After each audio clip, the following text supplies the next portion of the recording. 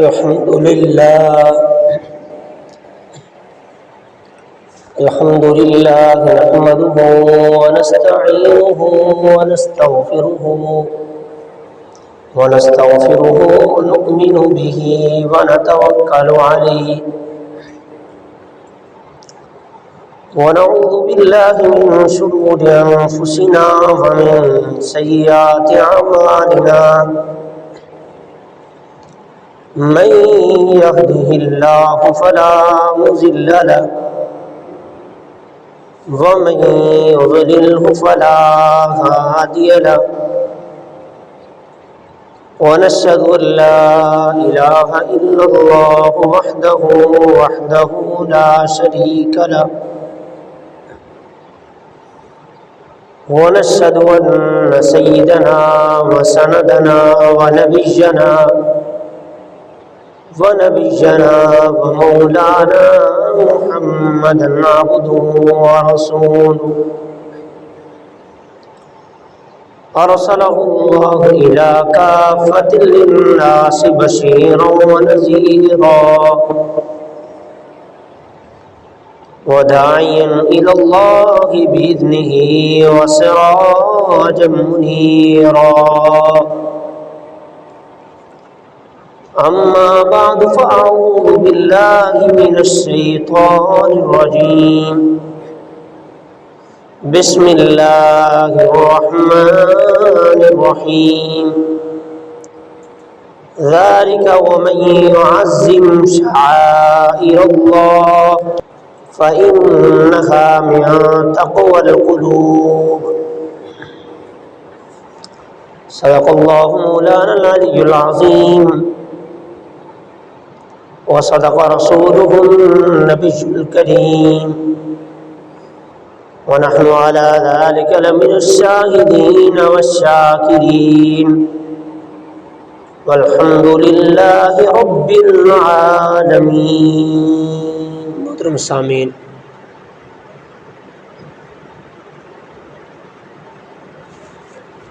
میں نے آپ کے سامنے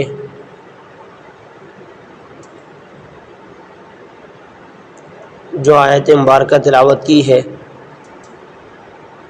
یہ سورہ حج کی آیت ہے، اور ان آیاتوں میں مع سیاق و سباق کے قربانی کے احکام کا تذکرہ ہے۔ اگرچہ جو قربانی کا احکام ہے وہ حج کی قربانی کے ساتھ متعلق ہے، لیکن اکثر احکام عزیہ اور احکام حج یہ مشترک احکام ہیں، اور یہاں پر اللہ رب العزت نے ایک قاعدہ کلیہ بیان فرمایا ہے۔ ذالک، یہ جملہ اس وقت بولا جاتا ہے جب اپنی اگلی بات کو شروع کیا جا رہا ہو۔ قریب قریب ہمارے الفاظ کے اندر اس طرح ہو سکتا ہے، اس کا معنی کہ جب ہم کہتے ہیں کہ گزشتہ بات ہماری ختم ہوئی، اب یہ بات ہماری شروع ہو رہی ہے، اور جب پچھلی بات کو ختم کر کے اگلی بات کو شروع کرنے کے لیے یہ ذالک کا لفظ استعمال کیا جاتا ہے۔ اور اللہ رب العزت نے یہاں پر یہ لفظ استعمال فرمایا ذالک، پچھلے اور اگلے کلام کے درمیان فرق کرنے کے لیے، اور پھر فرمایا وَمَن يُعَظِّمْ شَعَائِرَ اللَّهِ، جو شخص اللہ کے شاعر کی تعظیم کرے گا۔ اب یہاں پر دو باتیں سمجھنی چاہیے، شاعر اللہ کیا ہے اور ان کی تعظیم کیا ہے۔ شاعر سے مراد علامات ہیں، یہاں پر کیا مراد ہوں گے؟ دین کے علامات، اعمال مراد ہوں گے، اور اس کے اندر بھی دو طرح کے اعمال ہوتے ہیں، ایک چیز کی صورت ہوتی ہے اور ایک حقیقت ہوتی ہے۔ مثلا ایک نماز کی ہے صورت جو ہم پڑھ رہے ہیں، یہ علامت ہے، ایک دین کی ایک علامت ہے، لیکن ان کی جو حقیقت ہے اس کا تعلق ایمان اور نیت کے ساتھ ہے، اور ایمان و نیت کا تعلق یہ دل کے ساتھ ہوتا ہے۔ تو اسی طرح ایک شے کی صورت ہوتی ہے اور ایک حقیقت ہوتی ہے۔ بظاہر دونوں ایک ہی چیز ہوتی ہے، لیکن اللہ رب العزت کے ہاں اس کا فرق ہوتا ہے۔ مثلا کہ منافقین جو تھے حضور صلی اللہ علیہ وسلم کے زمانہ کے اندر، وہ بھی نماز پڑھا کرتے تھے، لیکن ان کی نماز اور مسلمانوں کی نماز، مومنوں کی نماز برابر تو نہیں تھے۔ بظاہر تو ہمیں برابر نظر آ رہے ہیں، جس طرح کہ ہم بھی ایک مکان تعمیر کرتے ہیں اور ایک بچہ جو بیٹھا ہوا ہے باہر وہ ریت پر کھیل رہا ہے، وہ بھی اپنا مکان بنا رہا ہے، تم اس کو مکان کبھی نہیں کہیں گے، ہم اس کو ایک مکان کی ایک صورت کہہ سکتے ہیں، وہ بھی اسی طرح بنا رہا ہے، لیکن حقیقت الگ چیز ہے۔ اسی طرح ایک صورت ہوتی چیز کی اور ایک حقیقت ہوتی ہے، اور یہ شاعر دین کے، نماز، حج وغیرہ یہ دین کے شاعر ہیں، علامات ہیں دین کی، اور ان کی تعظیم کیا ہے؟ فرمایا ذالک ومن یعظم شعائر اللہ، جو شخص ان کی تعظیم کرے گا اللہ کے شاعر کی، فإنہا من تقوی القلوب، یہ تعظیم کب ہوگی اور کون کرے گا ان چیزوں کی تعظیم؟ وہی شخص کر سکتا ہے کہ جس کے دل کے اندر اللہ رب العزت کا ڈر ہوگا۔ تو گویا کہ ان شاعر کی، دین کی علامات کی تعظیم کرنا، تو یہ اس کے اندر اللہ رب العزت نے اگرچہ سیاق و ثواب کے ساتھ تو یہی بات ثابت ہوتی ہے کہ یہاں پر قربانی کا تذکرہ ہو رہا ہے، لیکن یہ الفاظ عموم پر دلالت کرتے ہیں، عام معنی مراد ہو سکتے ہیں، دین کے تمام شاعر مراد ہو سکتے ہیں، کہ جس دین کے جس بھی عمل کی تعظیم جو بھی کرے گا تو اس تعظیم کی وجہ یہی ہوگی کہ اس کے دل کے اندر اللہ رب العزت کا خوف ہوگا، اور جس دل کے اندر اللہ رب العزت کا خوف آ جاتا ہے وہ کبھی احکام کی علتیں نہیں پوچھتا ہے، وہ نہیں پوچھتا ہے کہ یہ حکم اللہ رب العزت نے ہمیں کیوں دیا ہے، یہ حکم کیوں دیا، بلکہ وہ کر کے دکھاتا ہے، وہ دین پر چلتا ہے۔ اور خلاصہ آیت کا یہ ہوا کہ دین کے اعمال کو حکم الہی کے موافق ادا کرنا، جتنے بھی دین کے شاعر ہیں، دین کے اعمال ہیں، اللہ رب العزت کے حکم کے مطابق ان کو ادا کیا جائے، یہ اللہ رب العزت کے شاعر کی تعظیم ہے۔ اور اللہ رب العزت نے یہ ساتھ میں یہ بھی فرما دیا فإنہا من تقوی القلوب،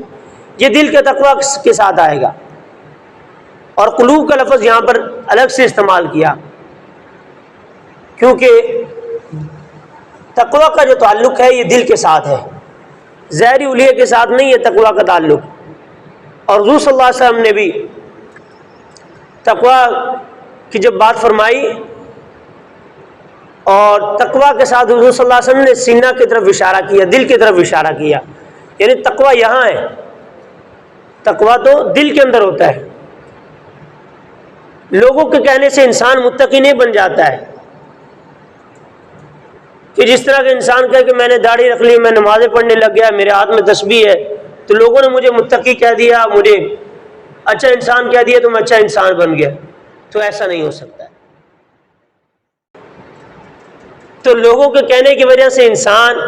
نہ ہی متقی بن جاتا ہے، نہ کوئی اثرات ہوتے ہیں۔ اصل حقیقت جو ہوتی ہے انسان کے اپنے پاس ہوتی ہے، انسان کو سمجھنا چاہیے کہ واقعی اگر مجھے لوگ کہہ رہے ہیں،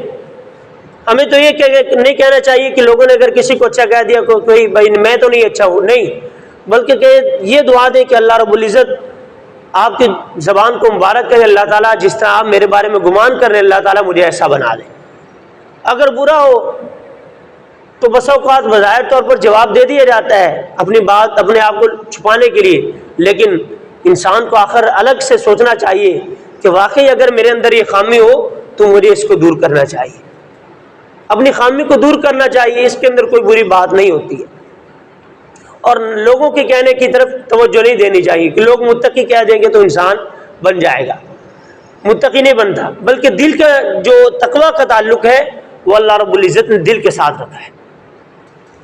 شے کی صورت تو ہمارے پاس ہو سکتی ہے، ہم نماز پڑھ رہے ہوتے ہیں، لیکن شے کی جو حقیقت ہے وہ دل ہی کے ساتھ ہوگی، وہ ہر بندہ نہیں سمجھ سکتا ہے، وہ بظاہر نہیں نظر آئے گی، لیکن اللہ رب العزت کو اس کا علم ہوگا۔ اللہ رب العزت کی ذات و دلوں کے بھیدوں کو جاننے والی ذات ہے۔ اور تقویٰ جو ہوتا ہے جس کا دلوں کے ساتھ جب تعلق ہوتا ہے تو اللہ رب العزت نے قرآن کے اندر بھی بیان فرمایا الم تر کیف ضرب اللہ مثلا کلمۃ طیبۃ کشجرۃ طیبۃ اصلها ثابت وفرعها فی السماء۔ کیا تم نے نہیں دیکھا کہ کیسے اللہ رب العزت نے مثال بیان کی ہے کہ کلمہ طیبہ اور کلمہ توحید کی جو مثال ہے، مثلا کلمۃ طیبۃ کشجرۃ، ایک درخت، اصلها ثابت وفرعها فی السماء، کہ جڑیں تو اس کی مضبوط ہوں اور اس کی جو شاخیں ہوں وہ آسمان کی طرف بلند ہوں۔ تو کلمہ طیبہ جو ہوتا ہے اس کی بھی حالت یہی ہوتی ہے کہ جس دل کے اندر تقویٰ ہوتا ہے، جس دل کے اندر اللہ رب العزت کی وحدانیت پر یقین ہوتا ہے، کامل ایمان ہوتا ہے، تو اس کے دل کے اندر یہ مضبوطی کے ساتھ چیزیں ہوتی ہیں۔ اللہ رب العزت کا ڈر ہوتا ہے، اللہ رب العزت کے شاعر کی تعظیم ہوتا ہے، ہر کام کو، ہر شریعت کے عمل کو اللہ رب العزت کے حکم کے موافق ادا کرنا، یہ اس کا وتیرہ بن جاتا ہے۔ وہ لوگوں کے کہنے کی پرواہ نہیں کرتا ہے، وہ دین پر چلنے کو ترجیح دیتا ہے۔ لوگ اس کو متقی کہیں گے، وہ پھر بھی ان کی باتوں کی طرف توجہ نہیں کرے گا، ان سے اس بات کا اثر نہیں لے گا کہ لوگوں نے مجھے کہہ دیا تو واقعی میں تو بن گیا ہوں متقی۔ اگر بالفرض ہو بھی ایسا تو انسان کو اپنے سے اوپر دیکھنا چاہیے، اپنے سے اوپر والے کو۔ اگر کوئی بڑا چودھری ہے تو اس کو اپنے سے اوپر والے کو دیکھنا چاہیے کہ مجھ سے بڑا بھی آخر کوئی ہے۔ اگر کوئی سیاستدان ہے تو اس کو بھی اپنے سے اوپر والے کو دیکھنا چاہیے۔ اگر کوئی عالم ہے، مولوی ہے تو اس کو بھی اپنے سے اوپر والے کو دیکھنا چاہیے، تاکہ انسان کو اپنی حقیقت کا پتہ چل جائے۔ کیونکہ ہر فن کے اندر ہر شخص سے کوئی نہ کوئی بڑا ہوتا ہی ہے، وہ جتنا مرضی اپنے آپ کو بڑا سمجھ لے۔ اگر بالفرض کوئی شخص ایسا بھی ہو کہ واقعی اس سے بڑا کوئی نہیں ہے، بظاہر طور پر اس فن کے اندر کوئی بڑا نہیں ہے، تو پھر اللہ رب العزت کی ذات تو موجود ہے، وہ تو ہر فن کے اندر اس کو کمال ہے، وہ تو اس سے بڑی ذات ہے، اسی کی طرف نظر کر لے، اسی کی طرف توجہ کر لے۔ اور ویسے بھی ہمیں یہی حکم ہے کہ غریب بندہ جو ہے اس کو اپنے سے غریب کو دیکھنا چاہیے، کیونکہ جب وہ اپنے سے غریب کو دیکھے گا وہ یہ خیال کرے گا کہ بھائی میرے پاس 2 وقت کی روٹی ہے،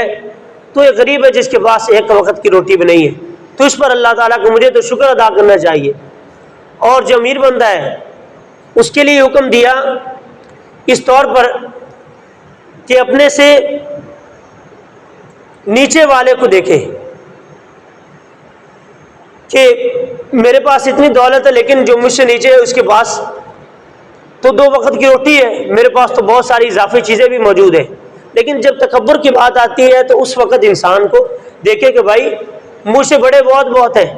اور بہت سارے لوگ آئے، بہت سارے چلے گئے، ہم نے بھی ختم ہو جانا، آج نہیں تو کل ہم نے بھی ختم ہو جانا ہے۔ جب یہ سب چیزیں انسان دیکھے گا، غور کرے گا، تو انسان اپنے آپ کو گرا دے گا، انسان کے اندر عاجزی آ جائے گی۔ جب عاجزی آئے گی تو پھر انسان صحیح معنی کے اندر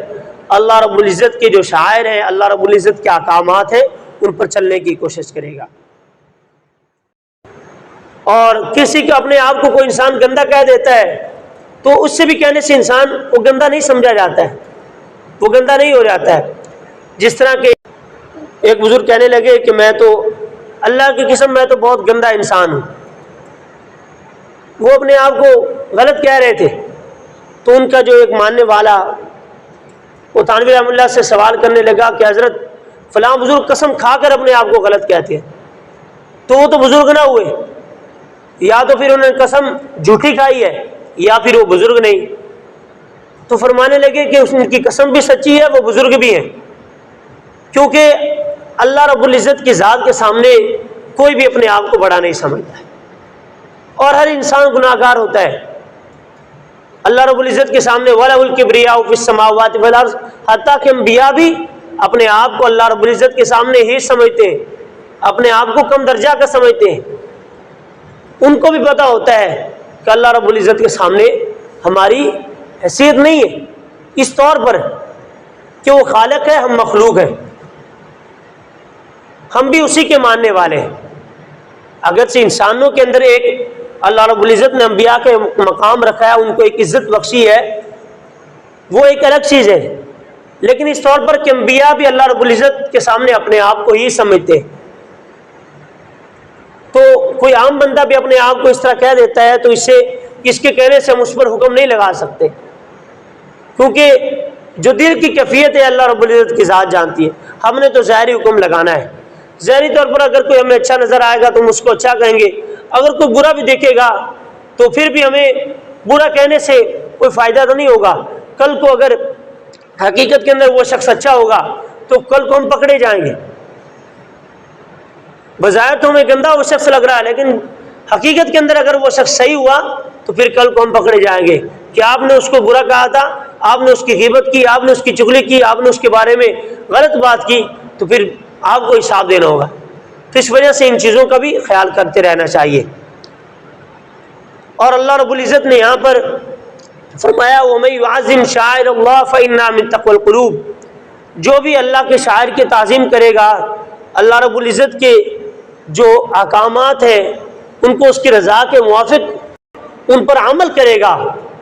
تو یہ عمل وہ شخص کرے گا کہ جس کے دل کے اندر تقویٰ ہوگا. اگرچہ یہ حکم عام ہے,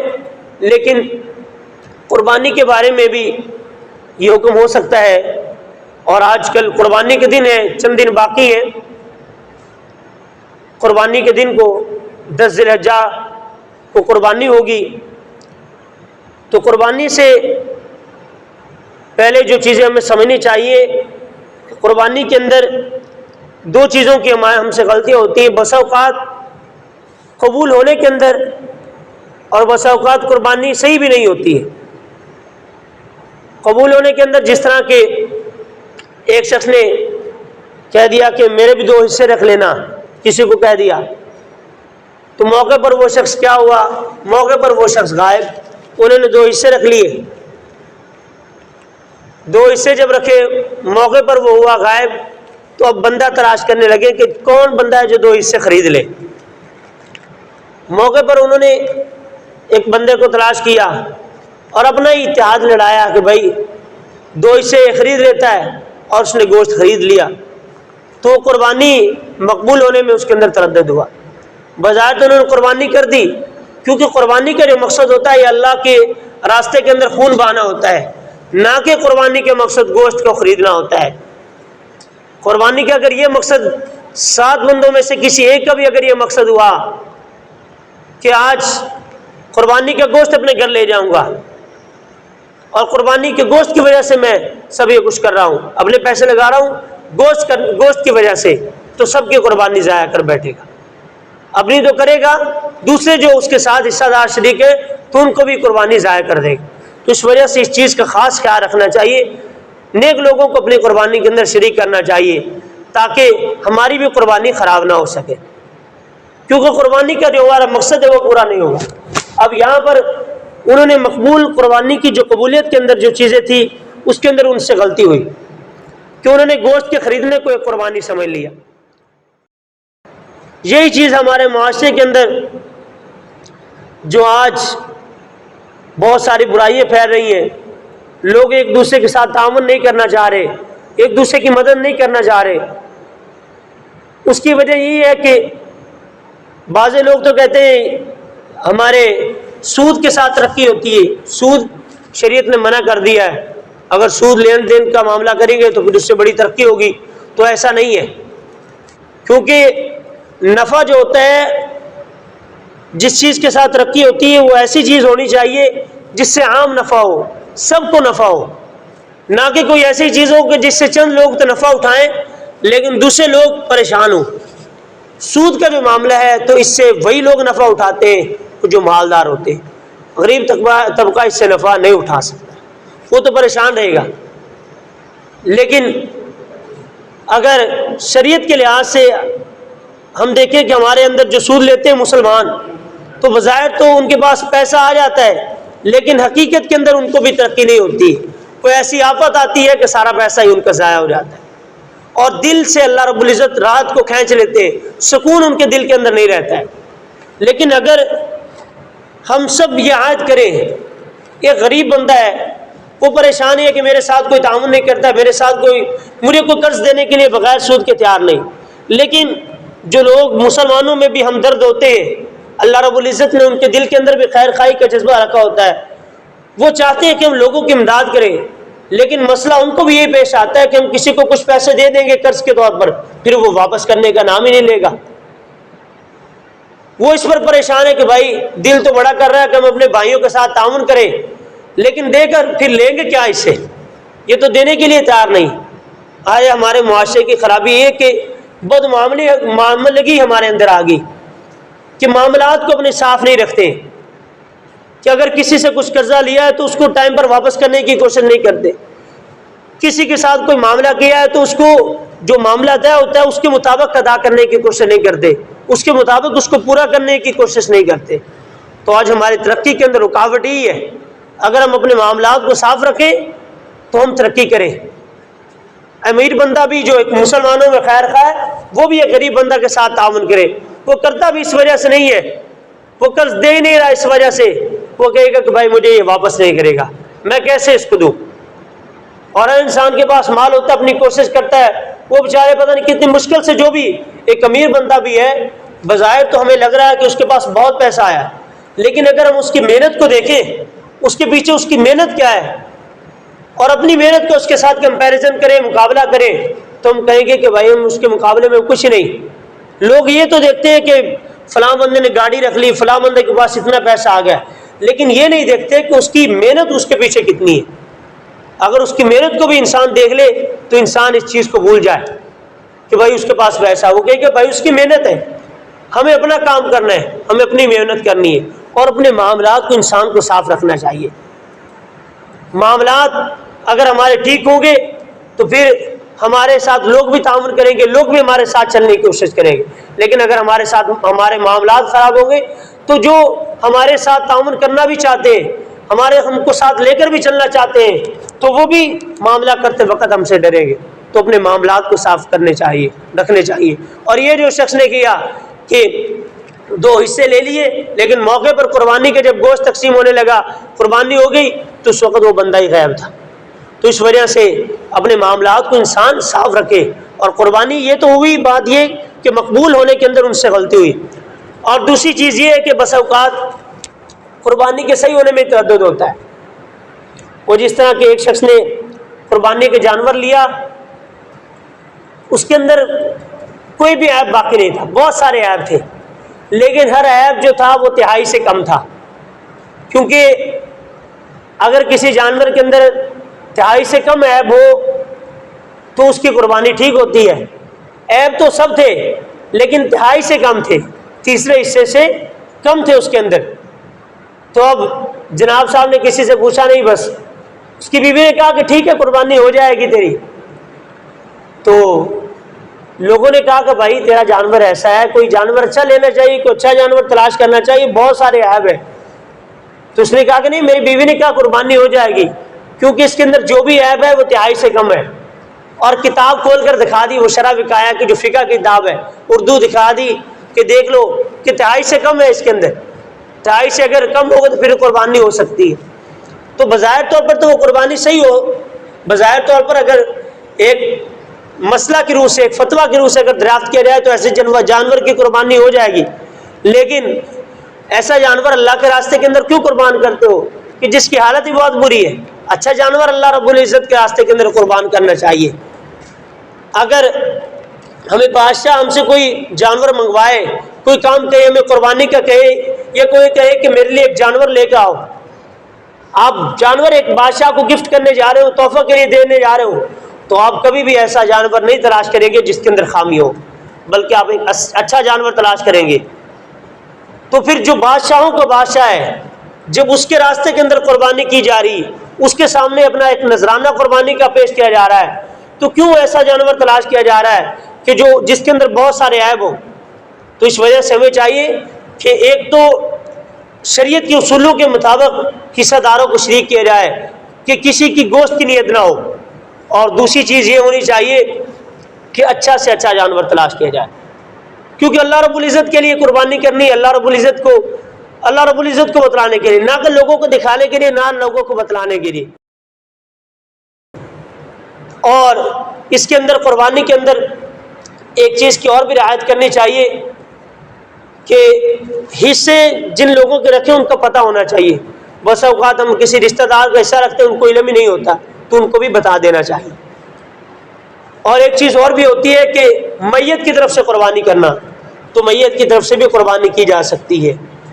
اور پھر اگلی بات آتی ہے کہ میت کی طرف سے قربانی تو کر دی، اب اس کے گوشت کا کیا کریں گے؟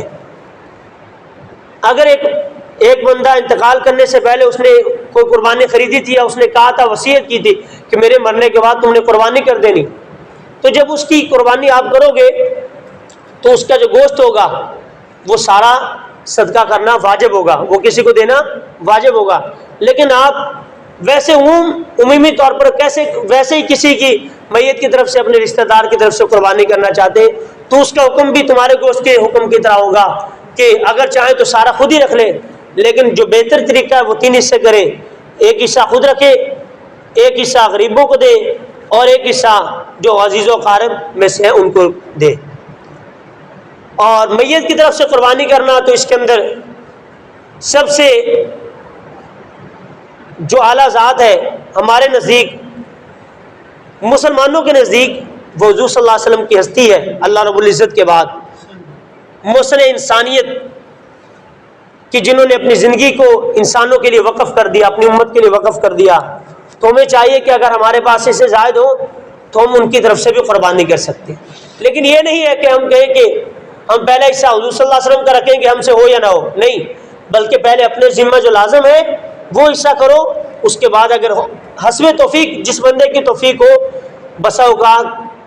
کئی گھر والے ایسے ہوتے ہیں کہ صرف ایک ہی جانور خرید لیتے ہیں، لیکن گھر کے 2 حصے ہوتے ہیں، کیونکہ نہ بالغ کی طرف سے قربانی ہوتی نہیں ہے، قربانی تو بالغ کی طرف سے ہوتی ہے اور عاقل کی طرف سے ہوتی ہے جس کا نصاب پورا ہو، تو قربانی تو اس کی ذمہ ہوتی ہے۔ تو جانور کو خرید لیتے ہیں، بس جانور کر دیتے ہیں ہم نے، بس تقسیم کرنا ہے، بھائی نہیں، اس کے اندر حصے مقرر کر لیں، اور اس کے اندر اگر ہو سکے تو حضور صلی اللہ علیہ وسلم کی طرف سے بھی ایک حصہ مقرر کر لیں۔ اور میں نے جو بات یہ کی ہے کہ حضور صلی اللہ علیہ وسلم کو ایک ان لوگوں کے اندر شمار کیا ہے کہ جو مردوں کی طرف سے قربانی کرنا، جو دنیا سے انتقال کر گئے، میت کی طرف سے قربانی کرنے کے اندر، تو اس کا قطعاً یہ مطلب نہیں ہے کہ حضور صلی اللہ علیہ وسلم کی زندگی نہیں ہے۔ حضور صلی اللہ علیہ وسلم اپنے روضہ کے اندر حیات ہے، اور حضور صلی اللہ علیہ وسلم کی حیات وہ دنیاوی حیات کی سی ہے، کیونکہ ایک تعلق ہوتا ہے، ایک انسان جسم، جب انسان مر جاتا ہے تو اس کے جسم کے ساتھ اس کی روح کا ایک تعلق ہوتا ہے، اور ہر انسان کا تعلق مختلف ہوتا ہے، اور حضور صلی اللہ علیہ وسلم کا جو تعلق حضور کی روح کے ساتھ ہے وہ ایک مضبوط تعلق ہے، ایک قوی تعلق ہے، اور اس تعلق کی وجہ یہ ہے کہ اس تعلق کے حضور صلی اللہ علیہ وسلم کے بعد ایک جو شہید ہے اس کے بارے میں اللہ رب العزت نے کیا فرمایا ہے؟ وَلَا تَحْسَبَنَّ الَّذِينَ قُتِلُوا فِي سَبِيلِ اللَّهِ أَمْوَاتًا بَلْ أَحْيَاءٌ عِندَ رَبِّهِمْ يُرْزَقُونَ، کہ جو شہید ہیں آپ ان کو مردہ نہ کہو بلکہ وہ زندہ ہیں، ان کو رزق دیا جاتا ہے۔ تو حضور صلی اللہ علیہ وسلم کی اور انبیاء کی جو حیات ہے وہ شہید سے بھی اعلیٰ درجہ کی حیات ہے، اور شہید کے مرنے کے بعد اس کی بیوی سے نکاح جائز ہوتا ہے، لیکن نبی کے مرنے کے بعد اس کی بیوی سے نکاح نہیں کر سکتے، کیونکہ وہ بھی زندہ ہے، وہ دنیا سے تو ان کا انتقال ہو گیا، لیکن ان کا ایک روح کا ان کے جسم کے ساتھ ایک خاص تعلق ہے، اس کی وجہ سے کوئی بھی بندہ نبی کی بیوی کے ساتھ نکاح نہیں کر سکتا۔ تو حضور صلی اللہ علیہ وسلم کو بظاہری طور پر دنیا سے، ہم جس دنیا کے اندر رہ رہے ہیں اس دنیا کے اندر ہمیں وہ ہستی نظر نہیں آتی، اس طور پر تو ہم کہیں گے کہ ان کا دنیا سے انتقال ہو گیا، لیکن ایک ان کے جسم کے ساتھ روح کا ایک تعلق ہے، تو میں نے جو میت کی لسٹ کے اندر شمار کیا تو اسی وجہ سے کیا ہے کہ بظاہر طور پر دنیا سے پردہ پوش ہو گئے، دنیا سے پردہ فرما گئے. تو حضور صلی اللہ علیہ وسلم کی طرف سے بھی ہمیں قربانی کر دینی چاہیے، اور اگر ہو سکے تو اس کے اندر انسان کو چاہیے کہ اپنے جو عزیز و اقارب اپنے والدین ہیں ان کی طرف سے قربانی کرے، اور قربانی کرنے کے اندر خاص طور پر جو ہے اللہ رب العزت کی رضا کی نیت ہونی چاہیے، کوئی اور مقصد نہیں ہونا چاہیے. اگر کوئی اور مقصد ہوا تو جتنے بھی لوگ ہوں گے ان کی بھی قربانی تباہ کر بیٹھیں گے اور اپنی بھی قربانی تباہ کر بیٹھیں گے. اور حصہ داروں کو جب شریک کر رہے ہو تو اس وقت بھی اس چیز کا خصوصی طور پر خیال رکھنا چاہیے. اور جانور کی جو کھال ہوتی ہے اس کو کسی کو مزدوری کے طور پر نہیں دے سکتے. کسی غریب کو ویسے تو تعاون کر سکتے ہیں، کسی غریب کو دے سکتے ہیں، لیکن کسی بندے کو، کسی مسجد کے امام کو یا مسجد کے مؤذن کو یا کسی اپنے نوکر کو مزدوری کے درجے کے اندر مزدوری کے طور پر کسی کو بھی کوئی کھال نہیں دے سکتے، کیونکہ وہ اللہ رب العزت کے لیے قربان کی گئی تھی، وہ قربانی کی گئی تھی. تو اس وجہ سے اس کے جو کھال ہوگی، وہ گوشت ہوگی، اس کو ایک مزدوری کے طور پر کوئی بھی چیز اس کی نہیں دے سکتے. کسی کو ویسے کسی کوئی غریب ہے اس کے ساتھ تعاون کر دے. اور اس کے اندر بہترین مصرف آج کل کے مدارس ہے. اور اس کے اندر اگلے دن کی بات ہے، ایک تحریر پڑھ رہے تھے، انہوں نے کہا کہ مدارس کے اندر بہت ساری پابندیاں ہوتی ہیں مدارس کو بسا اوقات کہ وہ کھالوں کو جمع کرنے کے اندر، تو ہم مدارس کو تنگی نہ دیں بلکہ ہم اس کھال کو خود فروخت کریں اور فروخت کر کے جو پیسے ہیں وہ مدرسہ کے اندر جا کر جمع کر دیں، تاکہ نہ مدارس والوں کو اس چیز کا مسئلہ بنے اور نہ ہمیں کوئی پریشانی ہو، ہم نہ کسی کو اجرت پر دیں. تو اللہ رب العزت سے جو کچھ کہا گیا سنا گیا، اللہ تعالی ہم سب کو عمل کی توفیق عطا فرمائے. وآخر دعوانا الحمدللہ رب العالمین.